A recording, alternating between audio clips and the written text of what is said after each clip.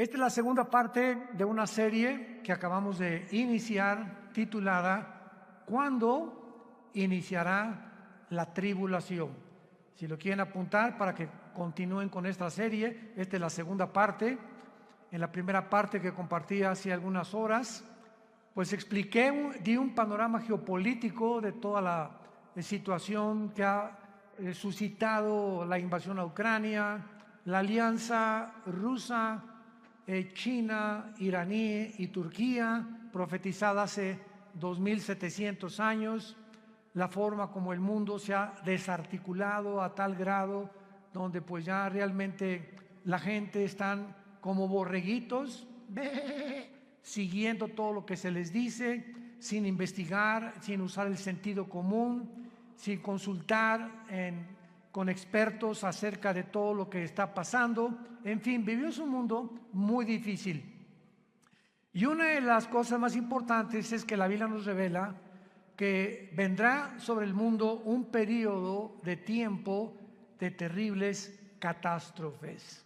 No son comparables con nada de lo que en toda la historia, escuchen esto, ni siquiera con el diluvio universal de los tiempos de Noé. Porque vino el diluvio, ¿verdad? Y murieron inmediatamente todos los seres humanos, menos 8 personas. Noé, su esposa, sus 3 hijos y las 3 esposas de sus hijos. Pero lo que se viene en el mundo se compara en la Biblia con los dolores de parto de una mujer.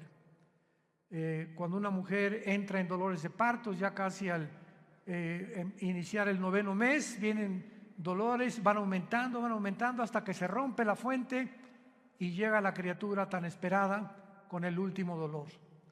Cristo comparó estos dolores de parto como se iba a llevar a cabo o como se iba a suceder los elementos geopolíticos, filosóficos, religiosos en el planeta Tierra antes de que Él venga por segunda vez. Y Cristo nos enseña, y sus apóstoles también muy claramente, que debíamos mantenernos vigilantes. Dice en Lucas 21:30 en adelante, para que sean dignos de escapar. ¿De escapar de qué? Pues de la tribulación. ¿De qué otra cosa vamos a poder escapar, verdad? Porque hay personas que enseñan que la iglesia va a atravesar la tribulación. Pero cuando este estudio nos va a ayudar a ampliar nuestra capacidad de comprensión teológica y bíblicamente para entender que es imposible que la iglesia atraviese la gran tribulación. Nos vamos antes. Tal vez ahorita saliendo, tal vez ahorita en la noche, mañana, la semana que entra, no sabemos el día y la hora, pero ya los cascos del Apocalipsis se encuentran sonando en el cielo. Y ya la voz del novio está gritándole a la novia: vengo por ustedes, prepárate, porque muchos en ese momento me dirán: Señor, Señor, y les contestaré: yo nunca te conocí. Hablamos lenguas, hicimos milagros. También los demonios pueden imitar los dones y pueden imitar los milagros. Nunca los conocí porque nunca hicieron mi voluntad. ¿Y cuál es la voluntad de un cristiano? Bueno, cuando se formó la iglesia, desde el inicio de la iglesia, Hechos 1:8, y recibirán poder cuando haya venido el Espíritu Santo y me serán testigos. Entonces, la voluntad de Dios es que tú y tú y tú y yo y todos los que seguimos a Jesús hablemos del amor de la cruz. Le hables a tu familia, le des testimonio de lo que Dios hizo en tu vida. Puedes comenzar con eso: fíjate que pues yo era así y era así, etcétera, etcétera. En la Navidad, en una fiesta, en un cumpleaños, y mi vida cambió. ¿Y por qué? Pues conocí a Jesucristo. Oye, pues yo también sigo a Dios, etcétera, etcétera. Y le contestas tú: ¿a cuál Dios? Los hindúes tenían 6 millones de dioses. Entonces la gente tiene muchas escapatorias, ¿verdad? Yo sigo a Jesús. Una vez le pregunté a una persona y le dije: ¿a cuál? ¿Cómo que a cuál? Le dije: mi cuñado se llama Jesús. O sea, dice, seguimos a Jesús. Bueno, hay cantidades de Jesuses, ¿no? Y el Jesús de la Biblia es otra cosa. Entonces vamos adiestrándonos para prepararnos para estar mejor listos para estos tiempos que vivimos. Muy bien. Muchas personas creen que el rapto de la iglesia va a ser el inicio de la tribulación. O sea, desaparecemos del mundo millones de personas y en ese momento comienza el anticristo a confirmar un pacto con los judíos y con varias naciones árabes. Sin embargo, no es eso lo que enseña la Biblia. El principal propósito de la tribulación, y la tribulación no se inicia con el rapto de la iglesia. Podemos irnos, por ejemplo, hoy en la noche en el rapto de la iglesia, viene Cristo mañana por nosotros, y pueden pasar un mes, 2 meses o tal vez un año cuando comience la tribulación. Entonces, no necesariamente viene el rapto e inmediatamente comienza la tribulación. La tribulación, los que quieran apuntar, tiene su inicio cuando el anticristo confirme un pacto de paz con la nación de Israel y con naciones árabes. Abran sus Biblias en el libro de Daniel, capítulo 9, versículo 27. Daniel 9, versículo 27. En este capítulo 9 de Daniel, de los versículos 24 al 27, se encuentra la famosa semana 70 de Daniel. Porque hace 2600 años, Daniel se encontraba en Babilonia cuando comenzó a leer al profeta Jeremías. Y Daniel descubre, leyendo el profeta Jeremías, de que el exilio o todo ese tiempo en que Nabucodonosor se llevó a los judíos a Babilonia, los 70 años de exilio estaban por terminar. Y Daniel se sorprendió, era un hombre de Dios que oraba 3 veces al día, en la mañana, en la tarde y en la noche. Estamos hablando de 1 a 2 horas diarias, en cada término de su oración. Entonces se hinca Daniel en el capítulo 9 y comienza a orar a Dios. Señor, ya va a terminar la cautividad babilónica. Jeremías profetizó que serían 70 años y como él era un hombre que estudiaba la Biblia, como muchos cristianos, me espero que lo estén haciendo, estaba consciente de lo que iba a pasar. Entonces Daniel, después de orar, Dios le manda un ángel y el ángel baja del cielo y antes de que el ángel llegue a Babilonia o a donde estaba Daniel, Satanás envía a otro principado, al principado tal vez de Grecia o de Persia, para impedir que el ángel que mandaba Dios llegara a la tierra y le diera a Daniel el programa o la respuesta de cuánto faltaba para que Dios terminara con la nación de Israel. Entonces hay una guerra en el cielo, está en el capítulo 10 de Daniel, hay una guerra en el cielo. Finalmente el ángel llega hasta donde da Daniel y el ángel le revela a Daniel todo el programa cronológicamente de la nación de Israel. Porque todo el Antiguo Testamento, el pueblo de Dios es Israel. El Nuevo Testamento es la iglesia. Y la iglesia no es Israel, ni Israel es la iglesia. Son 2 entidades completamente diferentes. Israel no era el cuerpo de Cristo como se formó con la iglesia. Nosotros somos el cuerpo de Cristo. Israel era la esposa del Padre y Dios se divorcia, le da cartas de divorcio a Israel y hasta el momento Israel, el antiguo pueblo de Dios, se encuentra en la banca. Y Dios forma a una entidad nueva que se llama la iglesia desde hace 2000 años, después de la resurrección de Jesucristo y desde el día de Pentecostés. Entonces la iglesia es una entidad completamente diferente de Israel. Entonces Dios, el ángel le dice a Daniel, Daniel, Dios tiene 490 años en su programa para terminar con la nación de Israel. Y la palabra que se usa aquí son 70 semanas.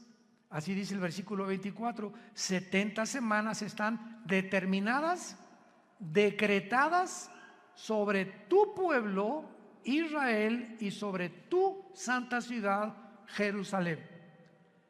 Los judíos tenían semanas de días y tenían semanas de años. Y aquí es lógico, ¿verdad? Por el contexto, que no está hablando de semanas de días, como lo vamos a comprobar. Entonces, 70 años están decretados para Israel, para que Dios ya acabe finalmente con toda la historia de Israel. Y el ángel le dice a Daniel: desde que se comience a restaurar la ciudad de Jerusalén, porque en aquel tiempo llegaron los babilonios, llegaron los medos persas, llegaron todo, ¿verdad? Y acabaron con Jerusalén.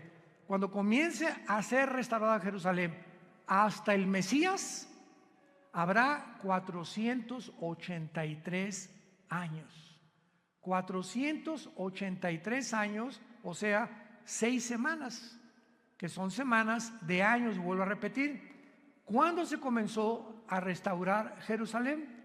Nehemías, capítulo 2, del 1 al 6. Cuando el rey Artajerjes de Persia le ordena a Nehemías y le da permiso para que regrese a Jerusalén, que estaba hecha pedazos, y comience su reconstrucción. Y del momento de que se decretó el regreso o la restauración de las murallas de Jerusalén hasta el Mesías, matemáticamente, damas y caballeros, santos de Dios, lo comentaba en la conferencia anterior, para cualquier ateo, cualquier escéptico, cualquier agnóstico que esté buscando evidencias en la Biblia, esto es extraordinario. Fueron exactamente desde la reconstrucción de Jerusalén hasta la muerte de Jesús 483 años. ¿Faltan cuánto? Faltan una semana, o sea, 7 años. Por eso se llama la semana 70 de Daniel. Entonces, los judíos rechazan al Mesías y se interrumpe el reloj cronológico de Dios. Y le dice Dios a Israel: no me vas a volver a ver, Jesús, con las palabras de Jesús, hasta que digan Baruch Hashem Adonai Eloheinu, que significa en el hebreo: bendito el que viene en el nombre del Señor. Hasta que ustedes me reconozcan como Mesías, no vuelvo a tratar con la nación de Israel. Entonces Dios se vuelve y forma una nueva entidad llamada la iglesia.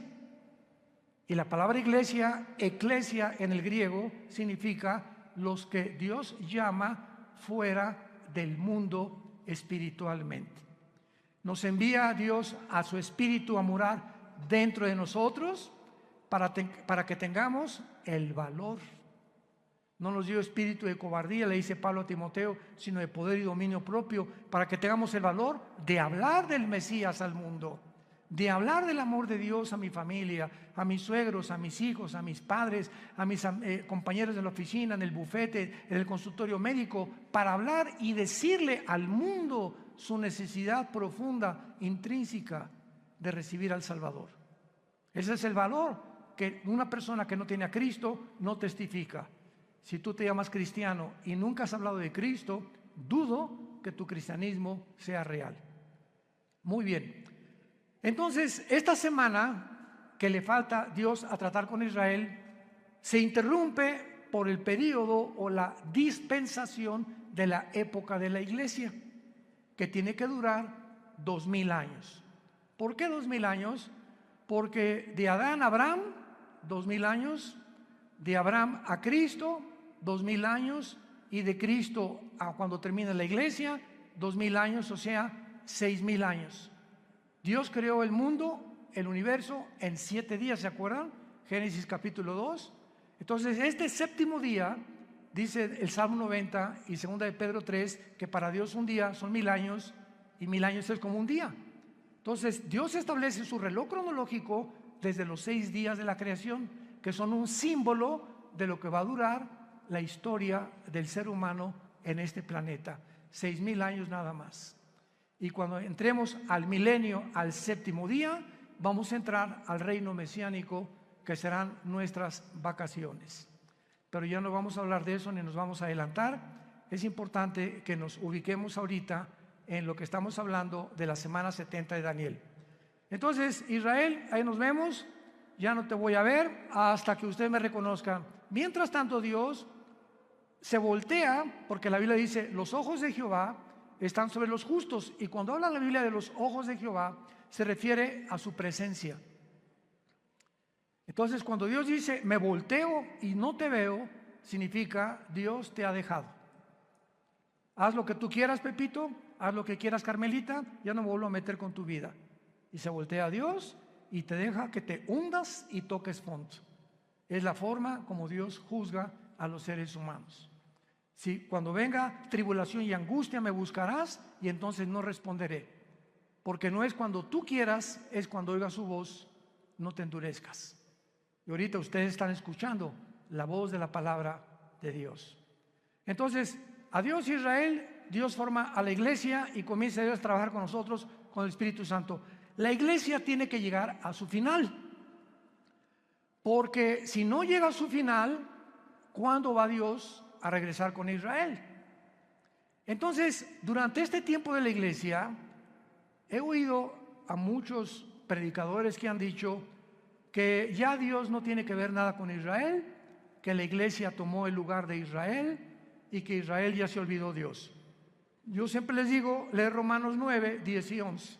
3 capítulos del libro de Romanos de Pablo mencionan que Dios no ha acabado con Israel. A nosotros nos injertó en el olivo original, en el olivo natural que es Israel, y nosotros somos el olivo silvestre. No somos el original, fuimos injertados en el olivo y en las promesas que Dios le dio en el pacto abrámico a Abraham. Entonces todas las promesas que Dios tenía para Israel se vuelven a favor de nosotros, menos la promesa de la tierra, porque la promesa de la tierra que Dios le dio a Israel se va a cumplir en el reino mesiánico. Entonces, ahora que Dios está tratando con la iglesia tiene que salir del mundo para que estos 7 años que quedan de la semana 70 de Daniel, que se llaman los 7 años de la tribulación, y vamos a ver qué otros términos se usan en la Biblia, Dios trate con Israel y los meta a un horno. ¿Qué microondas ni qué nada? Va a ser un horno de fuego donde los va a purificar para que puedan estar listos y entrar junto con nosotros al reino mesiánico o al reino milenial. Pero veamos el versículo que más nos interesa, que es el versículo 27 de Daniel 9. Y por otra semana, o sea, por otros 7 años, ahí está la semana 70 de Daniel, es la semana que falta para Israel, que son los 7 años de la tribulación. Y por otra semana está hablando del anticristo. Confirmará el pacto con muchos. A la mitad de la semana hará cesar el sacrificio y la ofrenda, y después, con la muchedumbre de las abominaciones, vendrá el desolador, que es el anticristo, hasta que venga la consumación y lo que está determinado se derrame sobre el desolador. Santos de Dios, este versículo 27, por eso la Biblia es más moderna que el periódico de mañana en la mañana. La Biblia es más moderna que cualquier noticia que el mundo pueda sacar, porque todo Dios lo puso con anticipación para que cuando suceda nos acordemos que Dios es el Dios que conoce el futuro. Y ese es el verdadero Dios a quien tú y yo estamos sirviendo. Noten ustedes, hablando del anticristo, versículo 27, y vamos a traducirlo, por 7 años el anticristo va a confirmar, no a afirmar. ¿Ya lo vieron? Confirmar un pacto.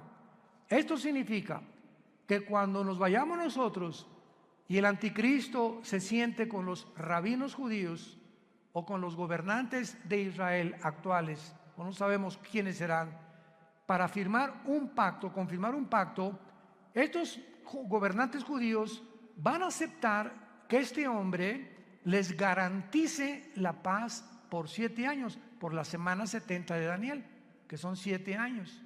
Entonces el anticristo les va a decir: por 7 años les garantizo que ninguna fuerza externa, ningún poder, ni Rusia, ni China, ni nadie los va a atacar.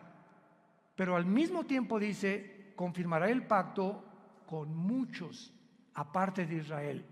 ¿Quiénes son estos muchos? Las naciones árabes, que han sido su principal enemigo de Israel. Ahora, qué maravilloso. Desde 1948 que Israel se estableció como nación soberana, independiente y libre, y el mundo estupefacto volteó hacia Israel, en un día se formó una nación, después de casi 2000 años que estuvieron exiliados por todo el mundo. Entonces, esto es impresionante, porque desde 1948 hasta principios de este siglo, síganme con cuidado, hasta principios de este siglo, solo dos naciones árabes habían firmado pactos de paz con Israel: Jordania y Egipto, que todavía permanecen estos paz con Israel. Pero en estos últimos meses de la administración de Trump y la administración de los demócratas en Estados Unidos, las naciones árabes, aparte de Egipto y Jordania, cosa que nunca se había visto en la historia, comenzaron a decirle a Israel: ¿nos das chance de estar bajo tu paraguas? ¿Qué? ¿What? ¿Nos das oportunidad de que quedemos bajo su protección? ¿Cómo? ¿Qué hizo que las naciones árabes comenzaran? Bahrein, los Emiratos Árabes Unidos, Sudán, Marruecos, le estén pidiendo ayuda a Israel a entrar en lo que se llama el Acuerdo de Abraham, que firmó Israel con los Emiratos Árabes, con Bahrein, puras ciudades árabes, y últimamente ya son casi 6 o 7 naciones árabes que están bajo el paraguas de Israel por causa de Irán. Porque Irán comienza a bombardear a Arabia Saudita hace 1 o 2 años, a sus pozos petroleros, y Estados Unidos no interviene, ni tampoco Israel, porque Israel no tiene ningún pacto con Arabia Saudita, es la nación más grande de toda la península arábica. Entonces se dan cuenta los árabes que si Estados Unidos no los protege ya, solamente les queda la aviación y el ejército de Israel, que es el ejército más poderoso del mundo entero. Así de chiquititos, pero bien picosos. Entonces comienzan a pedirle ayuda a Israel: oye, vamos a un acuerdo. Israel feliz, ¿verdad? Porque ahora Israel les da protección y se están protegiendo más y más y más. Y cuando dice que el anticristo va a firmar con Israel y con muchos, ya son 7 naciones árabes las que han firmado el Acuerdo de Abraham. Falta Arabia Saudita. Y Arabia Saudita, ahora que vino el presidente Biden a Arabia, todo el mundo, primero fue Israel, después fue Arabia, todo el mundo estaba esperando porque él venía a eso. Pues vamos a convencerlos de que firmen y se unan a Israel.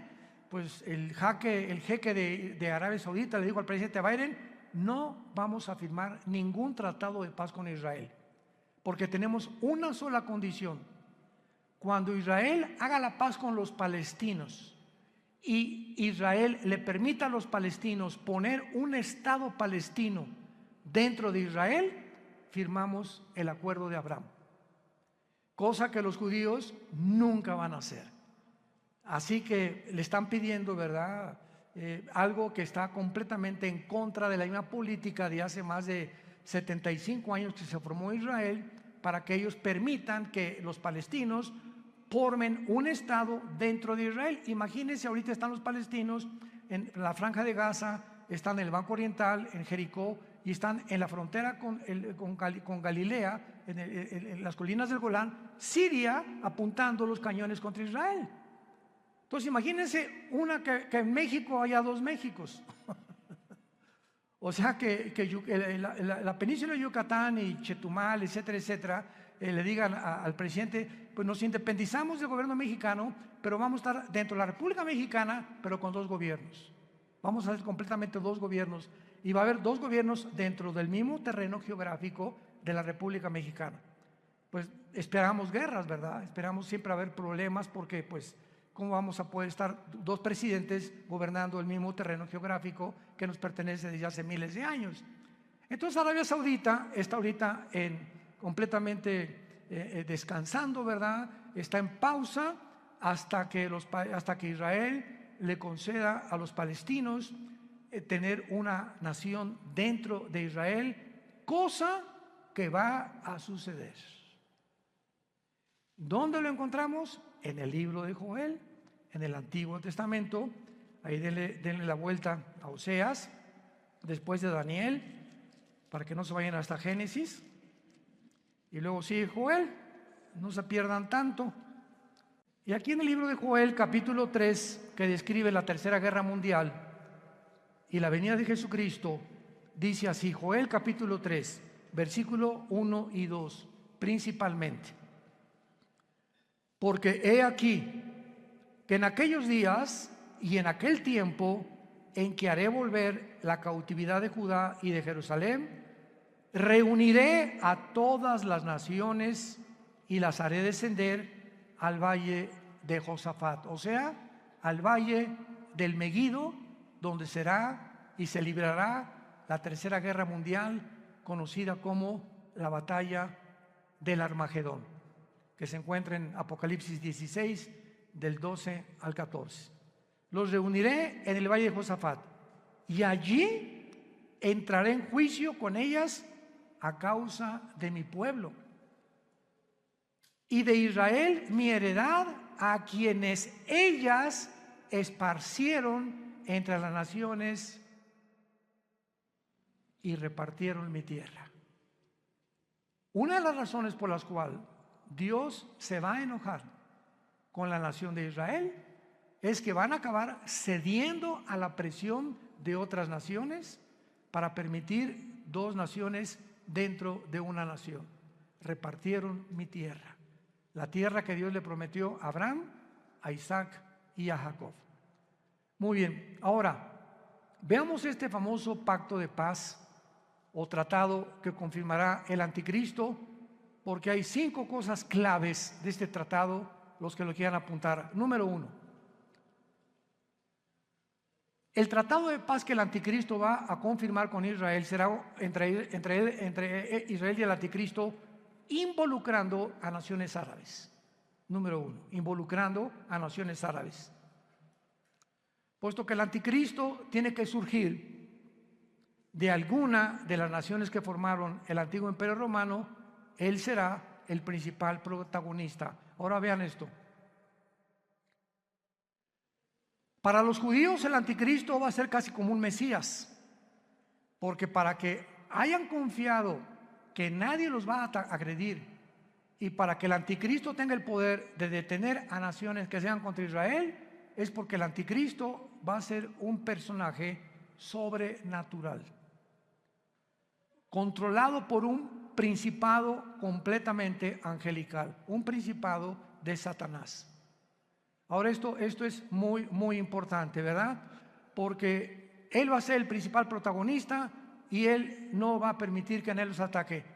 Antes de que el anticristo firme este tratado, va a haber 2 guerras en Israel, que están mañana en el periódico delante de nosotros. La primera es la del Salmo 83. El Salmo 83 profetizó hace 3000 años que las naciones árabes que forman el círculo cercano a Israel, Egipto, Jordania, el Líbano, Irak y Siria, van a tratar de aniquilar a Israel por segunda o tercera o cuarta vez. Lo intentaron en el 48, cuando regresaron. Al otro día, cuando el primer ministro de Israel proclamó Israel como un estado libre y soberano, los atacaron. Al otro día, el 15 de mayo de 1948. Los volvieron a atacar en 1956. Los volvieron a atacar en la Guerra de los 6 días, 1967, junio del 1 al 7 de 1967. Y los volvieron a atacar en la Guerra de Yom Kippur, 1973. Cuando Yasser Arafat formó el movimiento para la liberación de Palestina, jurando en el decreto que tienen los palestinos: nunca permitiremos que podamos tener un gobierno en Israel sin Jerusalén. Imagínense nada más. Todos los diplomáticos, el presidente Bush, el presidente Carter, el presidente Clinton, el presidente Reagan, el presidente Trump, el presidente Biden, le han dicho a los palestinos, bueno, les damos la mitad de Jerusalén y les damos aquí, les damos allá, y ellos dicen, no, toda Jerusalén. O sea, cosa, ¿verdad? Me río porque es una imposibilidad. Como dijo Benjamín Netanyahu, que tal vez próximamente vuelva a recobrar el primer ministerio en Israel, Netanyahu dijo, el día que realmente nuestros enemigos quieran que les demos Jerusalén, vamos a tener lista la operación Sansón. Así se llama, la operación Sansón. ¿Qué pasó con la operación Sansón? ¿Se acuerdan de la vida de Sansón? En Números capítulo 3 en adelante. Bueno, a Sansón le sacaron los ojos, una mujer lo debilitó en sus fuerzas por andar ahí de rabo verde, ¿verdad? Y el Espíritu Santo lo abandonó a Sansón, se quedó sin fuerza, y entonces los filisteos tenían como un circo, lo pusieron lo empujaron, a ver tu fuerza, etc., y comenzaron a burlarse de él. Y ahí Sansón, en medio de este espectáculo donde todos se burlaban de él, los filisteos, le dijo a Dios, Padre, por favor, yo te pido, como un último acto de mi voluntad, llévame a donde haya 2 columnas, porque Sansón conocía el teatro filisteo, para que yo pueda derribar este teatro. Y entonces unas personas que lo guiaron, ¿verdad?, lo pusieron debajo de las 2 columnas, y entonces Sansón muere junto con todos los filisteos. O sea, Sansón tenía el ministerio de acabar con los filisteos, y fue hasta su muerte que terminó con ellos. En su muerte terminó con su ministerio. Entonces los judíos le llaman Operación Sansón. Si nos atacan, morimos junto con ustedes. Tenemos la bomba nuclear. Entonces Israel nunca va a permitir una invasión. Hasta este momento no lo ha permitido y siempre ha ganado. Y nunca Israel ha sido el que provoca a sus enemigos. Nunca él ha buscado la guerra. Siempre se ha defendido de las naciones árabes. Con esto, para que no haya malos entendidos, no estamos hablando que somos judíos, porque ahorita no hay judío, no hay griego, no hay gentil, no hay italiano, no hay mexicano. En Cristo, en la iglesia, todos somos iguales. Y ahorita los judíos tampoco son parte de Dios. Están en la banca, ahorita la iglesia son los ojos y el interés principal de Dios el Padre. Pero Dios va a regresar con ellos cuando la iglesia no está en el mundo. Esta guerra del 83 no tarda en liberarse, porque Irán sigue amenazando a Israel. Esta semana Israel bombardeó el aeropuerto de Alepo, donde encontraron que había aviones cargados de armas iraníes que estaban proveyéndoselas a los sirios para atacar a Israel. Entonces ahorita Israel anda, ¿verdad?, pero con los ojos abiertos, con sus aviones F-35 vigilando por todos lados que no haya movimientos de armas de Irán, principalmente a Líbano, a Siria o a Irak, porque son las naciones donde Irán tiene la supremacía.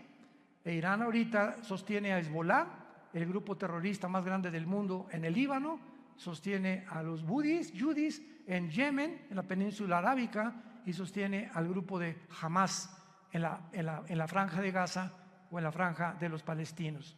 Así que Irán ahorita es el peligro número 1 del Medio Oriente y es el que va a iniciar esta guerra para que ataquen a Israel. Muy bien. Después de esta guerra, que tal vez nosotros la vayamos a oír en estos días, porque ya no tarda ahorita con tantos viajes que está bombardeando Israel y a Siria e Irán, y van a tener que responder, y se va a armar un conflicto bélico muy grande. Israel va a volver a ganar, de acuerdo al Salmo 83, va a volver a ganar. Y después de la guerra del 83, viene la guerra de Gog y Magog. Ezequiel 38 y Ezequiel 39, en el Antiguo Testamento. ¿Cuál es la guerra de Gog y Magog? Cuando Putin vea que ya los judíos vencieron a los árabes, ahorita Putin está reuniendo a todas las naciones islámicas del mundo entero bajo su sombrilla. Y bíblicamente en Ezequiel 38 las naciones que van a estar en la región de Magog. Magog es una zona geográfica que comienza desde Finlandia, el mar Báltico, baja por Ucrania. Ucrania pertenece a Magog, por eso nunca se va a salir Putin de Magog, de Ucrania jamás. Kirguistán, Uzbekistán, Kazajistán, Afganistán, Pakistán y todas las regiones del mar Báltico y del mar Negro que están al sur de Rusia, que se dividieron de Rusia en 1991, cuando el comunismo cayó, se perdió en Rusia, la Unión Soviética, el 30% de su territorio, que son todas estas naciones que ahora son independientes de Rusia. Pues Putin, su propósito es reunirlas a todas, y todas son musulmanas menos Ucrania. Todas son musulmanas menos Ucrania. Y todas estas naciones se van a unir después de la guerra del 83 para venirse en contra de Israel. Qué interesante que Putin tenga semanas buscando alianzas con todas estas naciones. Ya está en Kazajistán, acaba de salir de Kazajistán hace algunos días y va a comenzar a recorrer o a hacer una campaña para unir estas naciones y se cumpla Ezequiel 38 y 39, que será la guerra de la antesala de la guerra del Armagedón. Y pienso de una forma particular que estas dos guerras, la del Salmo 83 y la de Ezequiel 38 y 39, van a suceder antes de que nos vayamos de este mundo. Es posible que veamos y seamos testigos de estas dos invasiones. Y el anticristo, viendo que otra vez derrota Israel a Rusia, porque viene de Rusia con Gog y las naciones musulmanas, entonces el anticristo va a ser el papucho de papuchos. Y ya no va a haber nadie que le pueda hacer frente en el mundo entero, porque ya acabó Rusia, ¿verdad? Ya acabaron las naciones árabes el primer ciclo, los musulmanes ya no van a tener el poder para poder atacar a Israel, y entonces el anticristo va a erigirse como el dictador número uno del mundo entero, y el anticristo va a unir a Europa con el Medio Oriente. Se van a formar dos continentes, Asia, Medio Oriente y Europa, en una mezcla. Daniel capítulo 7, los 10 cuernos y los 10 dedos del estatua de Nabucodonosor, y de entre estas 10 naciones, 5 de Europa y 5 del Medio Oriente, dentro de una de ellas, Daniel 7 dice, surgirá el anticristo. Así que no especulemos que el anticristo es el Papa, o que Obama tiene cara del anticristo también, o que el príncipe Felipe por aquí por allá, o que Gorbachov se murió hace 3 días, así que tampoco podía ser el anticristo. Decían que porque tenía un lunar aquí era el 666. Bueno, ha habido tantas especulaciones, ¿no? Nunca sabremos cuándo va a surgir el anticristo hasta que oigamos. Pongan atención, santos de Dios, hasta que oigamos. Se formó un G10, ahorita hay un G7. 5 naciones de Europa, viendo que ya no pueden subsistir por el gas que Rusia les está impidiendo tener ahorita el invierno de este año en la Unión Europea, ha aumentado el gas en cada nación de Europa 10 veces más. Entonces Europa se encuentra hundiéndose económicamente, y ahora sin gas, porque Rusia le está cerrando ya la llave por haber tratado de ayudar a Ucrania. Va a quedar Europa tambaleándose, ¿verdad? Y no hay mejor caldo de cultivo para un dictador que cuando una nación está en problemas, como lo fue para Adolfo Hitler.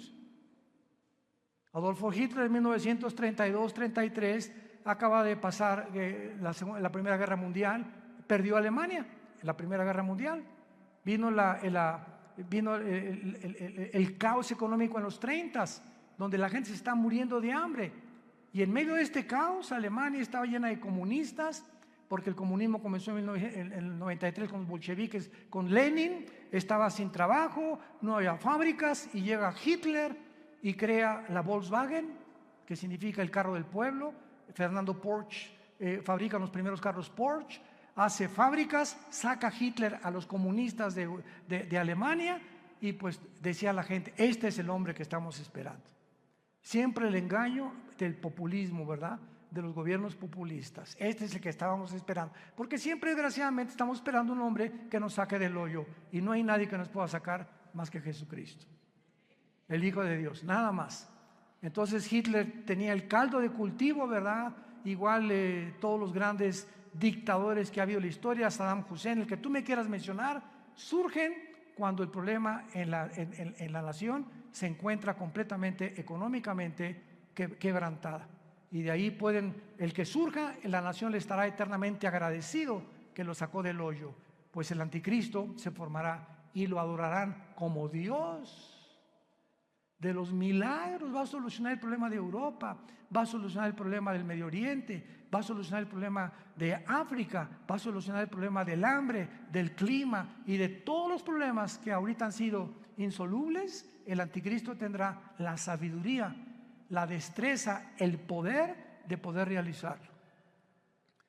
Veamos en el libro de Daniel capítulo 8 lo que acabamos de comentar del anticristo, porque aquí se escriben en estos versículos claramente los poderes del anticristo durante la tribulación. Daniel 8, 23 al 25, está hablando de la persona del anticristo. Escuchen con mucha atención. Y al final del reinado de estos, cuando los transgresores lleguen al colmo, se levantará un rey altivo de rostro y entendido en enigmas.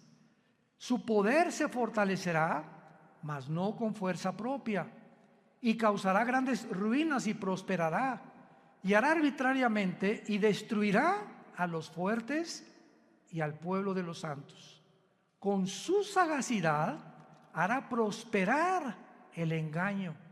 En su mano y en su corazón se engrandecerá, y sin aviso destruirá a muchos, y se levantará contra el príncipe de los príncipes, pero será quebrantado, aunque no por mano humana.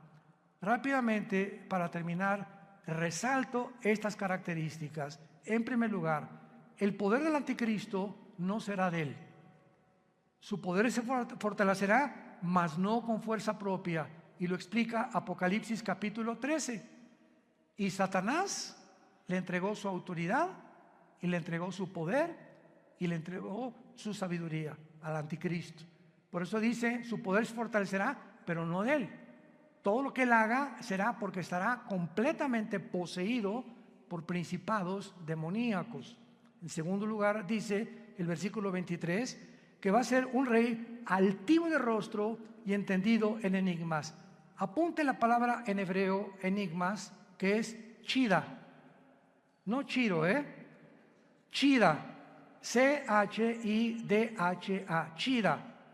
Escuchen lo que significa la palabra chida. Significa dichos o cosas difíciles de resolver, problemas para la inteligencia común del ser humano.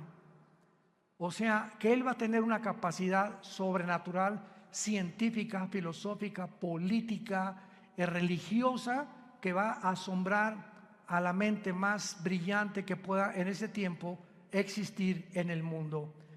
Entendido en enigmas, su poder se fortalecerá, prosperará y hará arbitrariamente y destruirá a los santos con su sagacidad. Esta palabra sagacidad es la palabra sekel en el hebreo, S y con K, sekel, apúntala, que significa inteligencia para resolver crisis. Con su inteligencia para resolver crisis hará prosperar el engaño. O sea, todo su reino será de engaño, de mentiras, de promesas falsas, porque a los 3 años y medio, en lugar de los 7 años, entrará al templo judío, les permitirá reconstruir el tercer templo a los judíos, los traicionará a los judíos y comenzará la persecución. Mateo 24, 15 al 20. Así que nos encontramos, hermanos, ante un panorama delante de nosotros que es muy claro, porque será un pacto firme el que va a confirmar. Va a iniciarse con 7 años de falsas promesas. Les dará a los judíos el derecho de reconstruir el templo, y a los 3 años y medio profanará el templo, persiguiendo a los judíos y a los cristianos que queden en aquellos días. Tenemos ante nosotros una película, por eso se llama el Apocalipsis. ¿Saben qué significa la palabra Apocalipsis? Viene del griego descorrer la cortina, es lo que significa, descorrer la cortina. Dios en el Apocalipsis nos descorre las cortinas que nadie con su inteligencia natural o humana puede penetrar en el futuro más que el Dios de la Biblia. Nos corre y nos abre la ventana para que nos asomemos y nos diga: he aquí, vengo en breve. Dichosos los que lavan sus ropas para tener derecho al árbol de la vida, y para que sepan que en cualquier momento vengo por ustedes, y muchos se arrepentirán, se jalarán los pelos al darse cuenta que era demasiado tarde, porque nunca hiciste firme tu vocación y tu elección. La puedes tú hacer en esta tarde a través de la convicción que el Espíritu Santo causa en tu corazón. Oremos. Te damos gracias, Padre y Dios de Jesucristo nuestro Señor, el gran pastor de las ovejas, por el pacto sempiterno. Oramos que Dios te haga hacer, que te motive y que tu pueblo pueda despertar, Señor, porque tu pueblo está dormido. Hay un engaño operando en el mundo entero ya, haciéndonos creer cosas que no son reales. Los medios de comunicación están llenos de mentiras, falsedades por todos lados, donde el mundo ya no sabe qué creer y qué no creer. Pero tenemos la palabra profética más segura, a la cual haríamos bien en estar atentos como una antorcha que alumbra en lugar oscuro hasta que el lucero de la mañana salga en nuestros corazones. Gracias, Padre, por tan grande salvación, por esa cruz donde tu Hijo le pusieron espinas en la cabeza, clavos en las manos y clavos en los pies, y desangrando y agonizando, Él pudo expresar las palabras más sublimes que un hombre en ese estado pueda expresar: perdónalos porque no saben lo que hacen. Pero en este momento tú ya sí sabes que Él murió por ti, para pagar por tus pecados, que fue enterrado, crucificado y resucitado a los 3 días, y que tú necesitas abrazar esa cruz hoy, que tu corazón está preparado, e invitarlo a tu vida como tu Señor y Salvador. Dile estas palabras desde lo profundo de tu alma, si quieres en este momento arrepentirte de tu vida y entregársela a Dios. Padre, te pido perdón por mi vida, por mis pecados. Creo que en esa cruz con tu sangre pagaste por ellos, y que a los 3 días resucitaste de los muertos.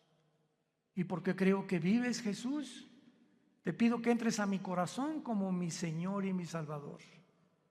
Te doy gracias por la vida eterna y por lo que harás en los pocos días que me quedan de vida para hablar de ti, Señor. No perderé ninguna oportunidad ya en la vida de dar testimonio de tu gracia y amor en la cruz. En el nombre de Jesús. Amén. Gracias a Dios por esta palabra. Gracias a Dios por este libro maravilloso que Dios nos ha dejado. Ámala.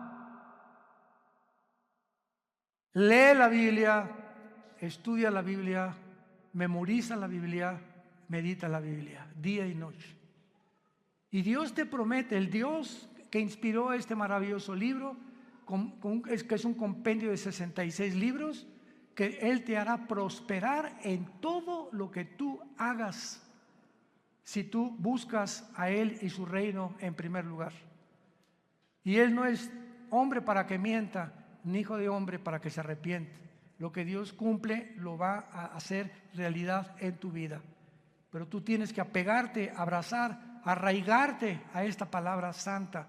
En la mañana ábrela en los Salmos, en Proverbios, en Juan. léela 15 minutos, 20 minutos. Antes de leerla, Padre, abre mi corazón a tu palabra, dame entendimiento, Espíritu Santo. Ahorita vamos a comer todos. No están ayunando, ¿verdad? Y antes de comer, donde quiera que estés, ahora agarra a tu mamá, a tu esposa, que tal vez no habías hecho. Padre, gracias por estos taquitos de barbacoa. Gracias, Señor, por esta comida, en el nombre de Jesús. Y comenzamos ya a vivir una vida de agradecimiento al Creador y al que dio su vida en una cruz por nosotros. Antes de acostarte, Padre, gracias por este día. Me acuesto en paz, me acostaré y así mismo dormiré, porque tú me haces vivir confiado. Quiero dormirme como un angelito sin pensar en nada, porque mañana tú me dirás qué cosa tengo que hacer. Pero comienzas a experimentar una paz que sobrepasa el entendimiento, que nunca habías experimentado hasta el momento que recibes a Cristo.